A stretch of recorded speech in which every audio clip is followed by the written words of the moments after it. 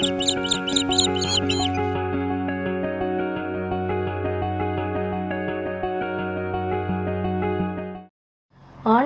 இனிய நாமத்தில் உங்களை சந்திப்பதில் மிக்க மகிழ்ச்சி அடைகின்றேன். நாம் இன்று தியானிக்க எடுத்திருக்கும் தலைப்பு உங்கள் இருதயத்தை நிறைக்கும் இறை ஆசீர்வாதங்கள். தியான வசனம் யாக்கோபு அதிகாரம் 4 வசனம் 10. ஆண்டவர் முன் உங்களை தாழ்த்துங்கள், அவர் உங்களை உயர்த்துவார். இந்த வசனத்தின் மூலமாக கடவுள் நமக்கு உணர்த்துவதை சிந்திப்போமா? கிறிஸ்துவுக்குள் பிரியமானவர்களே, கடவுளுக்கு முன்பாக தாழ்மைப்படுத்துங்கள், அப்பொழுது அவர் உங்களை உயர்த்துவார் என்ற வாக்குத்தத்தத்தை இன்று தியானிக்கின்றோம். ஆண்டவர் எவ்வளவு அருமையான வாக்குத்தத்தத்தை நமக்கு அளித்திருக்கின்றார். பெரிய ஹோட்டல்களில் நீங்கள் தரைத்தளத்திற்கு சென்றால் அங்கு லிஃப்ட் இருக்கும். அதற்கான பொத்தானை அழுத்தினால் லிஃப்ட் ஆனது மேலே இருக்கும் தளத்திலிருந்து கீழே வரும்.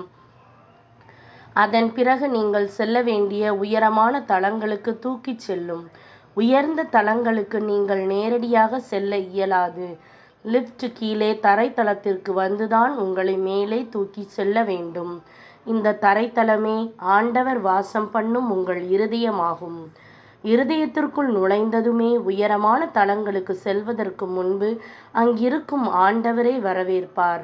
ஹோட்டல்களில் தரைத்தளமே விளக்குகளால் அலங்கரிக்கப்பட்டதாக, அழகான தரையும் ஆசனங்களும் கொண்டதாக இருக்கும்.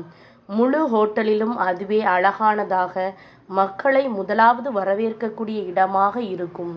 அவ்வாறே உங்கள் இருதயத்தின் அழகான இடத்திலும் வரவேற்கின்றவராக ஆண்டவர் இருக்கின்றார்.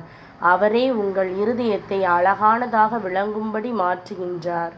நீங்கள் எதிர்கொள்ளும் எல்லா சூழ்நிலைகளிலும் இறைவனே உங்கள் இருதயத்தை அழகாக விளங்கச் செய்கின்றார். தமது சமாதானத்தினால் அல்லது விசுவாசத்தினால் அல்லது மிகுந்த சந்தோஷத்தினால் அல்லது வல்லமையான அபிஷேகத்தினால் நிரப்பி அவர் உங்கள் இருதயத்தை அலங்கரிக்கின்றார். இவ்வாறாக தரைத்தளமான உங்கள் இருதயம் அழகாக அலங்கரிக்கப்படுகின்றது. தவறான எதிர்மறையான எண்ணங்கள் எல்லாம் அகற்றப்படும். மகிமையான தளத்தில் நீங்கள் பிரவேசிப்பீர்கள். ஆண்டவர் உங்கள் வாழ்வில் உயரமான தளங்களை சேர்த்து ஹோட்டலை கட்டி எழுப்புவார். ஞானம், சாதனை போன்ற சிறந்த காரியங்களை அவர் கூடுதலாக சேர்ப்பார். உங்கள் அழகிய இருதயத்தினால் உங்கள் குடும்பத்தினருக்கு அழகிய வீட்டை கொடுப்பார். ஒவ்வொரு தளமுமே ஆண்டவரால் அளிக்கப்பட்ட ஆசீர்வாதமாக திகழும்.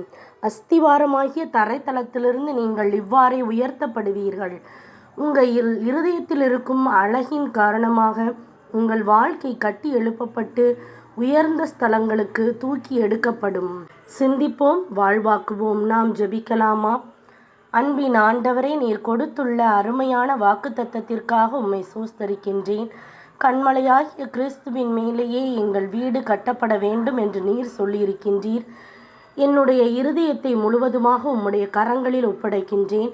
என்னுடைய இருதயத்தின் தரைத்தளத்தினை அழகானதாக்குவீராக.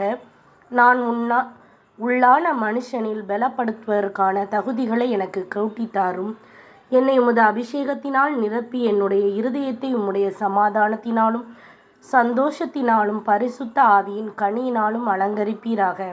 ஆண்டவரே, என்னை உயர்தலங்களுக்கு உயர்த்துவீராக. இயேசுவின் நாமத்தில் ஜெபிக்கின்றேன் நல்ல பிதாவே, ஆமேன். இந்த நாள் இறை ஆசீர்வாதத்தின் நாளாக அமைவதாக. Praise the Lord.